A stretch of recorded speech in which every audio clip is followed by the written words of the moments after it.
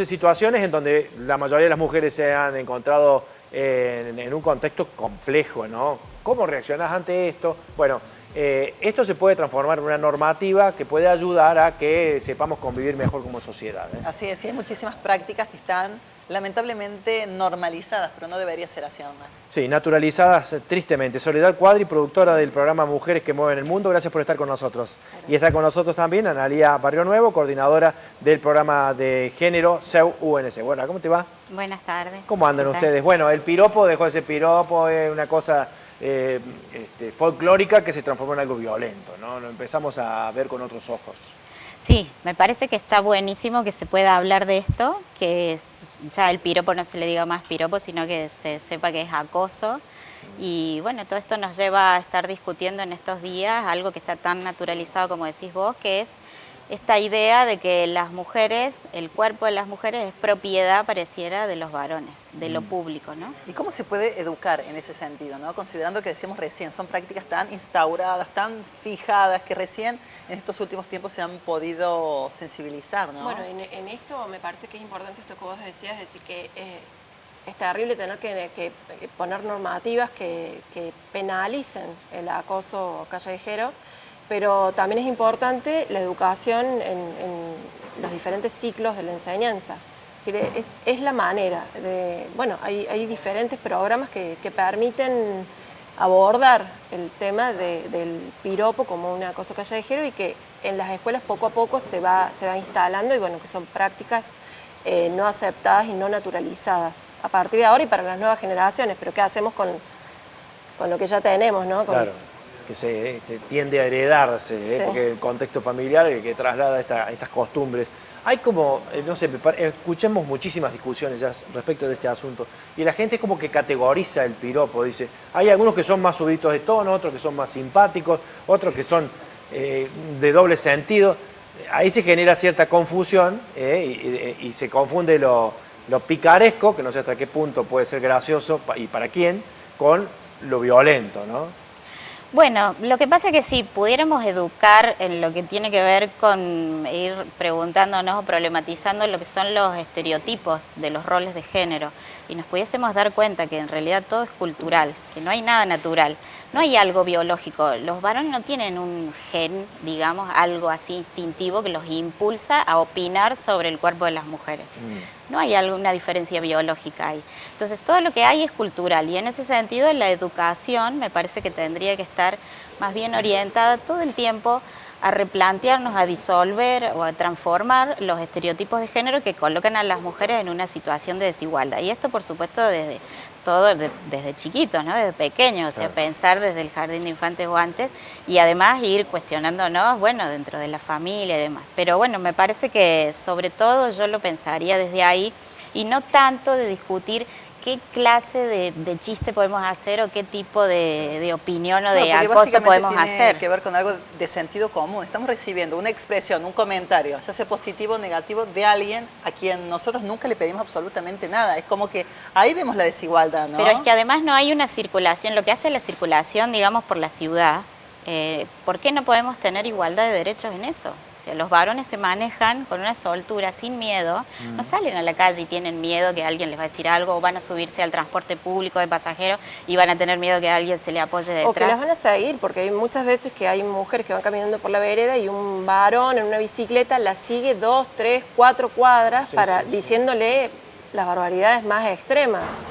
O sea, hoy hay un uso desigual de los espacios públicos. Y digamos, ahí los que tienen el poder son los varones. Y eso es lo que hay que cuestionar más que detenerse a ver en el detalle. Claro, lo complicado que puede llegar a ser, ya habiendo, si existiese y se decidiera establecer una normativa para una mujer que está siendo seguida, por ejemplo, tantas cuadras, tener, además que tomarse el trabajo de ir a una comisaría, denunciar, es complejo, pero claro, sin la normativa no estamos advirtiéndole al supuesto delincuente que puede ser sancionado al tomar esa actitud así. En la provincia de Buenos Aires estuvo el primer caso, que es testigo en todo esto, donde una mujer denunció a un taxista que la había acosado.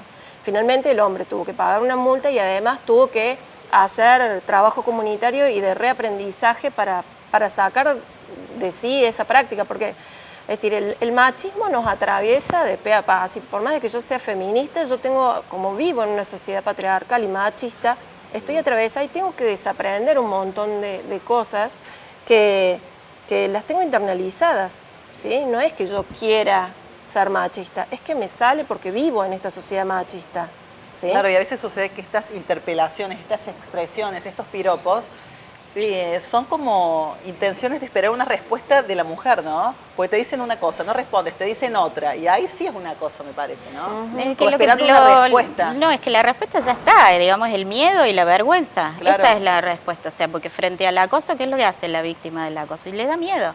Ahora, mucho también ayudaría, uno de los canales puede ser la denuncia, pero también mucho nos ayuda la mirada que tienen los otros varones.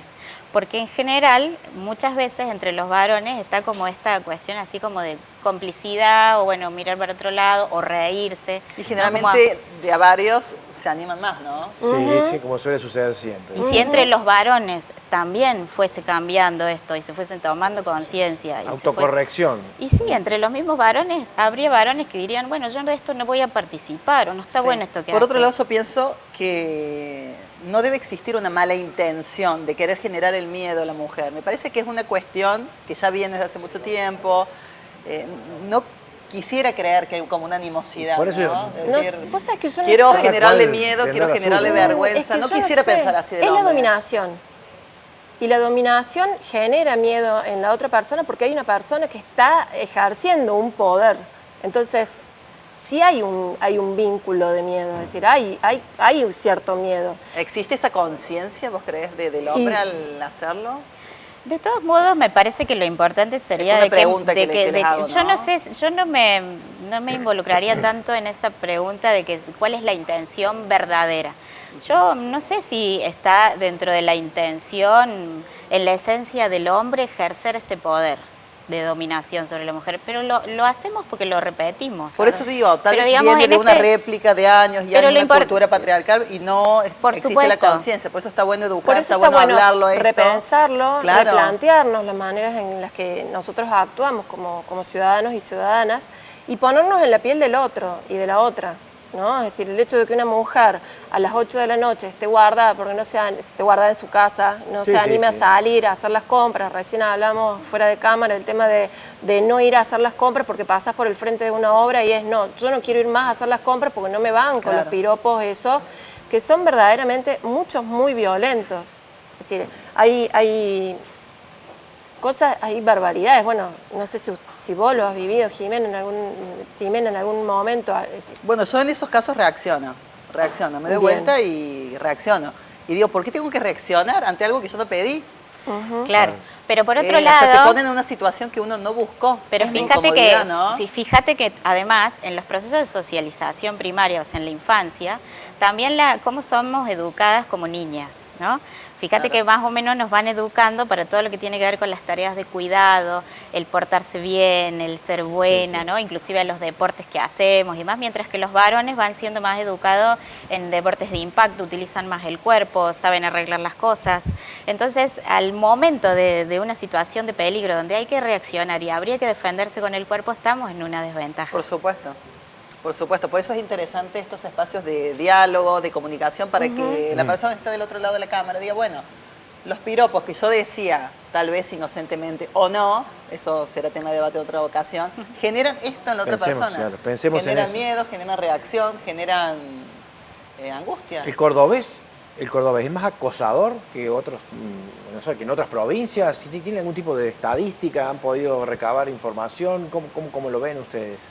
No tenemos, no nos parece que, por lo menos, me No. parece que no hay una distinción por provincia en esto, inclusive es algo transversal, porque esto es algo que sucede, digamos, en los espacios públicos y los acosadores son de distintas clases sociales, algunos son profesionales, o sea, otros no, pero no es como algo que es inherente, digamos, a la educación que tiene que ver con el ser un macho y en donde el esta sociedad. acoso no va solamente desde lo verbal, sino también desde lo físico, el hecho de ir en el colectivo y que vos vas sentado, se te para una persona y te apoya sus partes en el hombro, por ejemplo, es decir, y lo está haciendo consciente de que está haciendo lo que está haciendo, ¿sí? Es decir, en México llegaron al punto de poner vagones rosas para que las mujeres no sean acosadas físicamente ni verbalmente mientras usaban los subterráneos.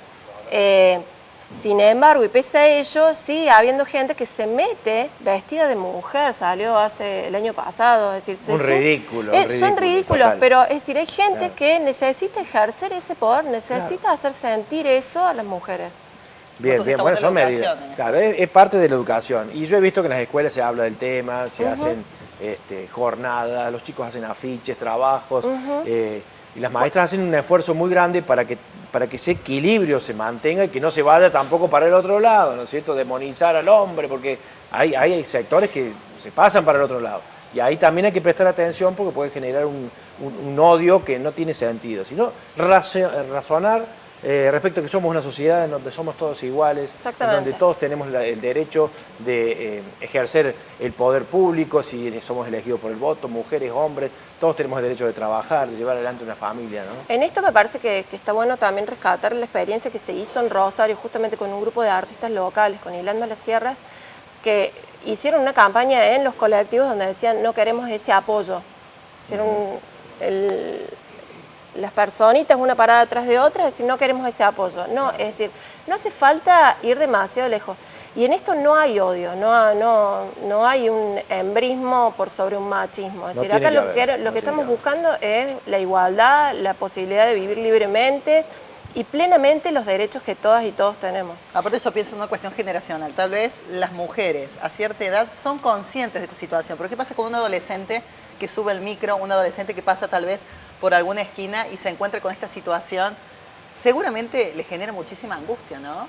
Por supuesto, por eso hay que trabajar desde la educación también para el empoderamiento, pero cuando hablamos del empoderamiento es el poder sobre sí mismo, no es el poder sobre otro. Por eso es que de ninguna manera esto no es una guerra ni demonizar a los varones, y esto está bueno lo que vos decís para que quede claro, sino que acá lo que se está criticando es el modo de actuar culturalmente, estas pautas que tenemos culturales Tan arraigadas que tan hay que empezar a arraigadas romperlas. Son de que todos. que nos hace mal, porque inclusive es como que vamos quedando encasillados, y es en esto, ¿no? De que los varones no pueden llorar, no pueden expresar las emociones, las mujeres parecieran que tienen que tener un instinto maternal, que tienen que cuidar a todo el mundo. Entonces es cuestionar eso, para poder relacionarnos desde esa igualdad de oportunidades, que si bien somos iguales fehacientemente en la manera en que nos manejamos como sociedad, no somos iguales, no estamos siendo iguales, no estamos pudiendo ser iguales. Bueno, muchísimas gracias por estar aquí, por ayudarnos con este debate. Vamos a ver qué pasa entonces en el Congreso, ¿eh? Veremos. Gracias.